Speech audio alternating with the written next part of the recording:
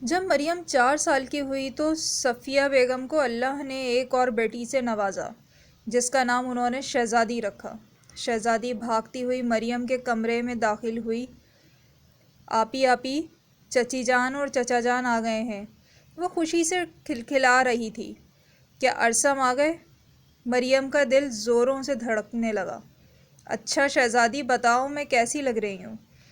مریم کرسی سے اٹھی اور خود کو شیشے میں دیکھنے لگی۔ پیروں تک آتی سبز اور گلابی رنگ کی فراق، گلابی دوپٹہ، سر پر لٹکائے ہوئے سبز آنکھوں میں کاجل اور باریک چھوٹے ہونٹوں پر ہلکی سی لپسٹک لگائے وہ اپسرا لگ رہی تھی۔ ارے آپی، آپ تو کمال لگ رہی ہیں، فکر ہی نہ کریں، ارسم بھائی تو ویسے بھی آپ پر پہلے سے ہی فدا ہیں۔ وہ بتیسی نکالتی ہوئی اسے پھر سے چھیڑنے لگی تھی۔ چپ کرو شہزادی، ورنہ اچھا بھئی میں چپ۔ شہزادی نے اس کی بات ٹوک دی۔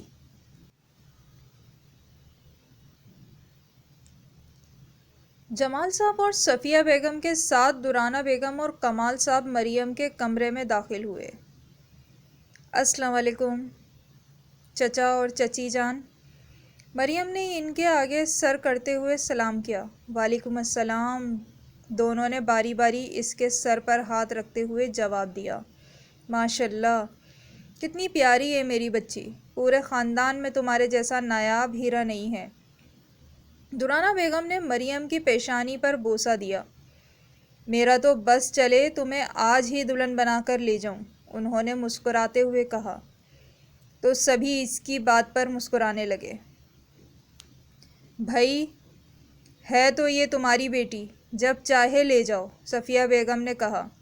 بات تو آپ ٹھیک کہہ رہی ہیں بھابھی، اب مجھے بھی اپنے گھر کی رونق کے لیے جلد ہی کچھ نہ کچھ کرنا پڑے گا۔ دورانہ بیگم کی بات پر شہزادی نے مریم کو چٹکی کاٹی۔ مریم معصوم بنی خاموش سی بیٹھی رہی اور مہمانوں کے سامنے تو جوتا اٹھانے سے رہی تھی۔ کمرے میں راحیل داخل ہوا اور کمال صاحب کے ساتھ والی کرسی پر بیٹھ گیا۔ شہزادی نے کنکھیوں سے راحیل کی طرف دیکھا۔ جس ٹائپ کا وہ تھا، شہزادی بھی اسی ٹائپ کی تھی، تھوڑی ماڈرن خیال کی۔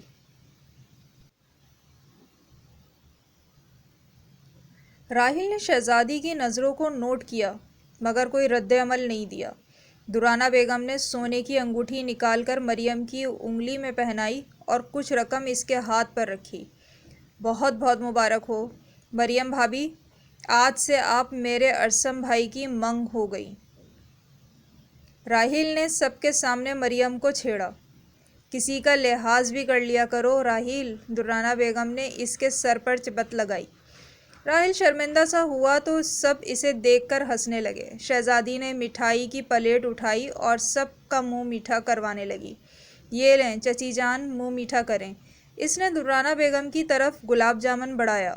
باری باری سب کا منہ میٹھا کرانے کے بعد وہ راحیل کی طرف دیکھنے لگی، کیونکہ اب آخری پہ راحیل ہی رہ گیا تھا۔ وہ اس کی طرف آئی اور پلیٹ راحیل کے آگے بڑھائی۔ راحیل نے گہری نظروں سے شہزادی کو دیکھا۔ شہزادی نے راحیل کا رد عمل نہ پا کر اس کی طرف دیکھا تو وہ اسے ہی دیکھ رہا تھا۔ شہزادی نے گھبرا کر آس پاس دیکھا تو سبھی باتوں میں مصروف تھے۔ جیسے سب کو کھلائی ہے ویسے ہی مجھے بھی کھلاؤ، راحیل نے آہستہ آواز میں کہا۔ کیا؟ شہزادی کے اوساط خطا ہو گئے۔ جو سنا وہی راحیل بولا، مگر سب ہیں، کوئی دیکھ لے گا۔ وہ پریشان ہوئی۔ تو ٹھیک ہے، اکیلے میں کھلا دینا، میں پچھلے گیٹ کے ساتھ والے کمرے میں تمہارا انتظار کر رہا ہوں، وہ کہتا ہوا وہاں سے چل دیا اور شہزادی حیرت زدہ اس کی کمر کو دیکھتی رہ گئی۔ ارسم کے ساتھ منگنی کی تمام رسومات سر انجام دے دی گئی تھیں۔ دونوں خاندان اب حویلی کے صحن میں بیٹھ کر گپیں لگانے میں مصروف تھے۔ کمال بھائی، میں تو کہتا ہوں اسی مہینے کی آخری تاریخ شادی کے لیے پکی کر دیتے ہیں۔ کوئی ہمارے گھر میں بھی بیٹی سے رونق لگ جائے گی۔ جیسا تمہیں ٹھیک لگے تم ویسا ہی کرو، میں تیار ہوں، کمال جمال صاحب نے کہا۔ لیکن رانا صاحب، اتنی جلدی شادی کیسے؟ ہمیں تو تیاریاں کرنی ہیں، اس ماہ کے اندر اندر کیسے سب کو ہوگا؟ صفیہ بیگم بولیں۔ ارے صفیہ، سب کچھ ہو جائے گا اگر ہم ارادہ کر لیں تو۔ دیکھو صفیہ، کمال صاحب بالکل ٹھیک کہہ رہے ہیں، اب ہمیں اپنے بچوں کی خوشیاں دیکھنے کا وقت آ گیا ہے، دورانہ بیگم نے کہا۔ چلیں بھائی، ٹھیک ہے، کر لیتے ہیں اسی مہینے شادی۔ صفیہ بیگم نے ہتھیار پھینکے تو سبھی کے چہرے خوشی سے چمک اٹھے۔ خاندان کو بات کرتا دیکھ کر شہزادی ہاتھ میں پلیٹ لیے پچھلے گیٹ کی طرف جلدی کمرے کی طرف چلنے لگی۔ ارے شہزادی، کدھر جا رہی ہو؟ گلاب جامن لے کر رشتہ داروں میں بیٹھی ایک موٹی سی عورت بولی۔ کہیں نہیں خالہ، پلیٹ کچن میں رکھنے جا رہی ہوں۔ اس نے بہانہ گڑھا، اچھا پھر لا کر مجھے ہی دے دو، وہ بولی تو شہزادی اسے دل ہی دل میں گالیاں دیتی اس کی طرف بڑھی۔ عورت نے پلٹ کر پکڑی اور مزے سے گلاب جامن کھانے لگی۔ شہزادی، ابھی سارا خاندان اکٹھا بیٹھا ہے، ایسا موقع پھر نہیں آئے گا، اس نے سوچتے ہوئے راحیل کے کہے ہوئے کمرے کی طرف قدم اٹھائے۔ شہزادی آہستہ سے کمرہ دروازہ کھولتی ہوئی اندر داخل ہوئی۔ اس نے کمرے کو چاروں طرف سے دیکھا مگر راحیل نظر نہ آیا۔ وہ واپسی جانے کے لیے مڑی تو راحیل دروازے کے ساتھ ہی دیوار سے ٹیک لگا کر کھڑا تھا۔ شہزادی اسے اچانک اتنا قریب دیکھ کر ڈر گئی۔ راحیل نے دروازہ بند کیا اور پھر اسے شہزادی کی طرف رخ کیا۔ وہ مٹھائی میں لے رہی تھی کہ راستے میں خالہ نے مانگ لی۔ وہ گھبراہٹ سے ہاتھ کو مسل رہی تھی۔ خیر ہے، مٹھائی تو ایک بہانہ ہے، اصل مقصد تو تمہیں بلانا تھا۔ مگر کیوں؟ اس نے پوچھا۔ شہزادی، مجھے تم سے کچھ پوچھنا ہے۔ جی پوچھیں۔ میں جب بھی یہاں آتا ہوں تم ہمیشہ مجھے چھپ چھپ کر دیکھتی ہو۔ پہلے تو میں اسے وہم سمجھتا تھا، لیکن آج پھر خود کو تمہاری نظروں کے سار میں پایا، اس لیے میں نے سوچا تم سے پوچھ لیا جائے۔ وہ اس کی آنکھوں میں دیکھتا ہوا بولا۔ کیا میں نے کب دیکھا آپ کو؟ یہ آپ کا وہم ہے، بے حد سنجیدہ مت ہوں۔ اس نے جھوٹ کہا مگر اس کی لڑکھڑاتی زبان اس کے جھوٹ کی گواہی دے رہی تھی۔ اوہ، تو مطلب تمہارے دل میں ایسا کچھ نہیں؟